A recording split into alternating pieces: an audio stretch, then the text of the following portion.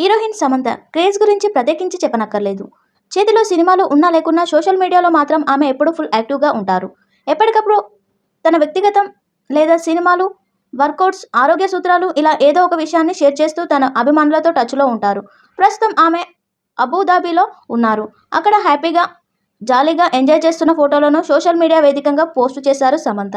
ఇక్కడ ఏమీ లేదు, సౌండ్ లేదు, హడావిడి లేదు, చక్కగా స్పేస్ ఉంది అంటూ వెకేషన్లో భాగంగా అబు దాబీలో సంతోషంగా ఉన్న అక్కడి ఫోటోలను ఆమె షేర్ చేయగా వైరల్గా మారాయి. దుబాయ్లో జరిగిన ఓ జ్యువెలరీ బ్రాండ్ ఈవెంట్లో పాల్గొన్న సమంత అనంతరం అక్కడి అందాలను చూస్తూ సందడి చేస్తున్నారు. ఇక సమంత కెరీర్ విషయానికి వస్తే విజయ్ దేవరకొండ హీరోగా నటించిన ఖుషీ సినిమా 2023 తర్వాత మరో తెలుగు చిత్రాల్లో నటించలేదు.